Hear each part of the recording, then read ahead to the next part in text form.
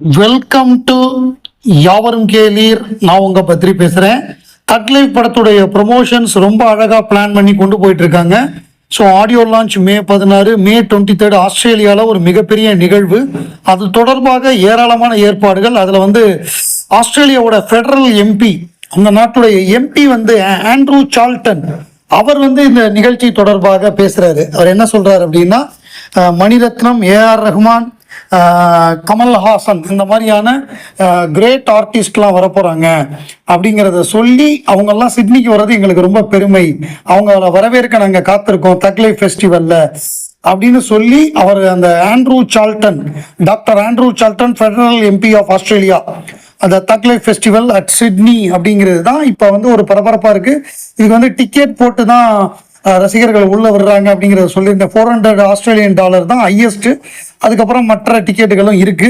So இதுவரை இதுதான் ரொம்ப ரேருன்னு நினைக்கிறேன். இந்த மாதிரி ஒரு ப்ரொமோஷனுக்கு டிக்கெட் கொடுத்து பைசா கொடுத்து போற மாதிரியான ஒரு ஈவெண்ட்டுங்கிறது இதுதான் முதல் முறைன்னு நினைக்கிறேன். அதாவது இந்த காலகட்டத்தில் மல்டி ஸ்டார் கான்செப்ட் அப்படிங்கிறது இப்போ இருக்கு. அதில் கூலி படம் அப்படின்னு பார்த்தோம்னா, ரஜினிகாந்துடைய கூலி படம் பார்த்தோம்னா ஏகப்பட்ட ஆர்டிஸ்ட், அதாவது பூஜா ஹெக்டே, ஸ்ருதி ஹாசன், ரஜினிகாந்த், அதே மாதிரி உபேந்திரா, அமீர்கான், சத்யராஜ், இன்னும் மலையாள நடிகர்கள், நாகார்ஜுன் அப்படின்னு ஏகப்பட்ட ஒரு 15-20 ஸ்டார்ஸ் இருக்காங்க. இங்கே பார்த்தோம்னா கமல்ஹாசன், மணிரத்னம் இந்த காம்பினேஷன் தான். இதில் துல்கர் சல்மான் இணைவதாக இருந்தது. துல்கர் சல்மான் இல்லாததுனால அந்த இடத்துல சிலம்பரசன் வந்திருக்காரு, த்ரிஷா. இந்த 4 பேர் தான் காம்பினேஷனு. ஒரு ரஜினி சேர் என்ன பண்ணியிருக்காருன்னா, நம்ம GROKன்னு ஒன்று இருக்குது. அதாவது ChatGPT மாதிரி நம்ம ட்விட்டர் எக்ஸ் தளத்தில் GROKன்னு நம்ம கேள்வி கேட்டால் ஆன்சர் பண்ணோம். அவர் என்ன கேள்வி கேட்டிருந்தாருன்னா, இதுல யார் மெயின் ஆக்டரு தக் லைஃப்ல அப்படின்னு ஒரு ரஜினி சேர் கேட்கிறாரு. அதாவது அவர் கூலி படத்துல 15-20 ஹீரோஸோட சேர்ந்து நடிக்கிறாரு. அவர் தக் லைஃப்ல கமல்ஹாசன் கேமியோ தான் பண்றாரா இல்ல அவர் மெயின் ஆக்டரான்னு கேட்டிருந்தாரு. அதுக்கு GROK பதில் சொல்லியிருக்கு. என்ன சொல்லியிருக்குன்னா, Kamal Haasan is a main star in Thug Life, not just a cameo. He plays a Rangaraya Sakthivel Naicker, a central character in this gangster action drama directed by Manirathnam, marking his 234th lead role. Promotional teasers highlight his action-packed scenes and the film's ensemble cast, including Trisha Krishnan and Silambarasan TR, supports its multi-star status, making it comparable to கூலி அப்படின்னு போட்டிருக்காங்க. அவ்வளவுதான். இது முழுக்க முழுக்க உலகநாயகன் கமல்ஹாசனுடைய படம். அது மணிரத்னம் இணைகிறார் நாயகனுக்கு பிறகு. அதுல ஒரு துணை கதாபாத்திரமாக சிலம்பரசனும் த்ரிஷாவும் இருக்காங்க அப்படின்னு சொல்றாங்க. சொல்லி அவர் மூக்கை உடைச்சு விட்டாங்க. அந்த ரஜினி ரசிகருடைய மூக்கை உடைச்சு அவர் ஏன்டா அந்த கேள்வி கேட்டோம் அப்படின்னு தெரிச்சு ஓடி போயிட்டாரு. இன்னைக்கு உலக தொழிலாளர் தினம், மே தினம். அனைவருக்கும் தொழிலாளர் தின வாழ்த்துக்கள்.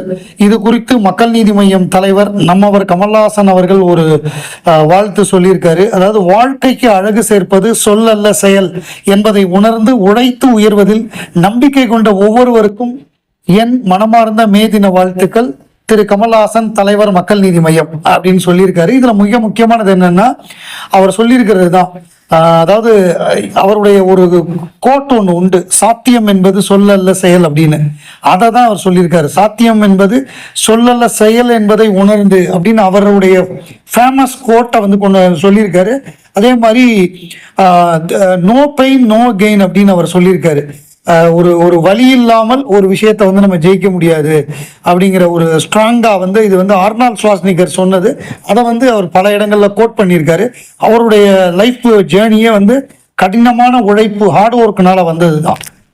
ட்ரேசி மோகன், கமல் இந்த காம்பினேஷன் எல்லா காலத்திலையும் எவர் கிரீன் சொல்லக்கூடிய ஒரு காம்பினேஷனு. அதாவது 125வது ஆண்டை கொண்டாடும் முதல் தமிழ் புத்தக நிறுவனம், அந்த அல்லயன்ஸ் அப்படிங்கிற தமிழ் புத்தக நிறுவனம் அதனுடைய 125வது ஆண்டை கொண்டாடுது. ட்ரேசி மோகன் 25வது 25 புத்தகங்கள் வெளியீட்டு விழா. புத்தகங்களை வெளியிடுபவர் பத்மஸ்ரீ கமல்ஹாசன். இடம் பாரதிய வித்யா பவன், மயிலாப்பூர், 1/5/2025 வியாழக்கிழமை மாலை 6:30 மணிக்கு. சென்னையில் இருக்கிறவங்க பாரதிய வித்யா பவன், மயிலாப்பூர் அங்க போனீங்கன்னா இந்த 25 கிரேசி மோகனுடைய புத்தகங்கள் வெளியீட்டு விழாவை நீங்க பார்க்கலாம். அலையன்ஸ் புத்தகத்துடைய ஏற்பாடு கமலஹாசன் தான் வெளியிடுறாரு. கமலஹாசன் அண்ட் கிரேசி மோகன் எப்படின்னா, கிட்டத்தட்ட கிரேசி மோகன் என்னுடைய சகோதரருங்கிற லெவலுக்கு அவங்க. அந்த மாதிரி நீங்கள் யோகாசனம் பழகினது உண்டா அப்படின்னு ஒரு கேள்வி கேட்டால், கடந்த 20 வருடங்களாக நான் பழகும் ஒரே ஆசனம் கமலஹாசனம் மட்டுமே அப்படின்னு அவர் சொல்லுவார். கமல் வந்து நாகேஷ் பாதி சிவாஜி பாதி கலந்து செய்த கலவை, அதில் அந்த நாகேஷ் பாதியை எனக்காக கொடுத்துருக்காரு. இல்லைன்னா ஒரு உலக நாயகன் சீரியஸான கேரக்டர் பண்ணக்கூடியவர் எனக்காக முழு நீள காமெடி படங்கள் பண்ணுறாரு அப்படின்னு சொல்லி கமலஹாசன் வந்து அவர் தான் என்னுடைய விசிட்டிங் கார்டு அப்படின்னு அவர் சொல்லியிருக்காரு. அவருடைய நிகழ்வு சென்னையில் இருக்கக்கூடிய கமல் ரசிகர்கள் இந்த நிகழ்வை நீங்கள் மயிலாப்பூரில் இருக்கக்கூடிய பாரதிய வித்யா பவனில் இன்று மாலை 6:30 மணிக்கு போய் அட்டன் பண்ணலாம். இந்த தக்ஸ் டாக் அப்படிங்கிற அந்த ஒரு இது வந்து இன்னைக்கு பகுதி வந்தது. அதில் வந்து சுவாரஸ்யமாக இருந்தது அப்படின்னா ஒன்று தான், ஒரு புதிய செய்தி உலகநாயகன் கமலஹாசன் சொன்னார். அதில் என்னன்னா, அந்த டூபாக் ஷாக்கூர் TUPACSHAKUR அதை வந்து 2 போட்டு பேக்குன்னு கூட போடுவாங்க. அதான் 1993 ஷாக்கூர் வந்து அவங்க ஃப்ரெண்ட்ஸோட சேர்ந்து ஒரு பேண்ட் ஆரம்பிக்கிறாரு. அதில் வந்து அவர் என்ன பண்ணுறாரு அப்படின்னா, அந்த தக் லைஃப்ங்கிற வார்த்தையை வந்து அவர் யூஸ் பண்ணுறாரு. தக் லைஃப் வால்யூம் 1 in 1994 தான் அவர் ரிலீஸ் பண்ணுறாரு. இந்த ஃப்ரேஸ் தக் லைஃப் ப்ரீ எக்ஸிஸ்டட், அது முன்னாடியே இருந்தால் கூட Tupac Shakur is widely credited with popularising and associating it with hip hop culture. Tupac use of the term thug life gained significant traction and became a rallying cry for the oppressed. ஒடுக்கப்பட்ட மக்களுடைய ஒரு குரலாக அந்த தக் லைஃப்ங்கிற அதை வந்து பயன்படுத்தினாரு. அவருடைய உடம்புல கூட அதை டாட்டூ போட்டிருக்காரு, தக் லைஃப்ங்கிற வார்த்தையை. இதை வந்து கமல் சார் சொன்னார். டூபாக் ஷாக்கூர் தான் இந்த வார்த்தையை கொடுத்தாரு, அதுக்கு அவருக்கு தேங்க்ஸ் சொல்லணும். அந்த தக் லைஃப்ங்கிறத வந்து பாப்புலரைஸ் பண்ணது, அது ஏற்கனவே இருந்தால் கூட அதாவது 93 94 பாப்புலரைஸ் பண்ணது வந்து டூபாக் ஷாக்கூர். அவர் அந்த ராப் சிங்கர், அவர் தான் ஹிப்ஹாப்பில் வந்து அந்த பாடலை வந்து இது பண்ண, அந்த வரியை வந்து பாப்புலர் பண்ணாரு அப்படிங்கிற அந்த கிரெடிட் அவரையே போய் சேரும். அவரை பாராட்டினாரு கமலஹாசன் அவர்கள். இதன் மூலமாக தான் நமக்கு இந்த தகவலை தெரியுது, இல்லைன்னா நமக்கு இந்த தகவல் தெரிஞ்சிருக்காது. மற்றபடி அவங்க பேசினது, அந்த குழந்தை நட்சத்திரம், அதெல்லாம் நமக்கு தெரியாத செய்தி எதுவுமே இல்லை. சூர்யா நல்ல நடிகர், திறமையான நடிகர், நல்லா உழைக்கிறாரு. அவர் இயக்குனர்கள்ட்ட தலையிடுவாரு, கதையை மாற்றுவாரு அப்படிங்கிற ஒரு இதெல்லாம் இருந்தது. பட் இந்த முறை அந்த தவறு அவர் பண்ணலை. அவர் என்னன்னா, டைரக்டர்கிட்ட அப்படியே சரண்டர் பண்ணியிருக்காரு இந்த படத்துல.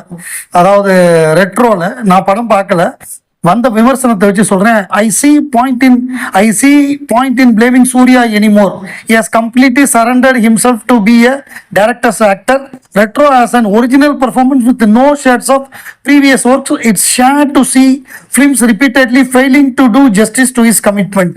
அதாவது இதற்கு முன்னாடி எந்த படத்துலையும் நடிக்காத ஒரு நடிப்பை வந்து சூர்யா வெளிப்படுத்தியிருக்காரு. டைரக்டர் என்ன சொல்றாரோ அதை கேட்டிருக்காரு. ஆனாலும் அதை மீறி அந்த படம் ஃபெயில் ஆகிறது அப்படிங்கிறது வந்து நம்ம சூர்யாவை குறை சொல்ல முடியாது அப்படின்னு இருக்காரு. அப்புறம் இன்னொரு விமர்சனம் என்னன்னா, முதல் 40 நிமிஷம் சூப்பரா இருக்கு, அழகா கேரக்டர்லாம் செட் பண்றாங்க, அந்த பிளாட்டை வந்து இது பண்றாங்க.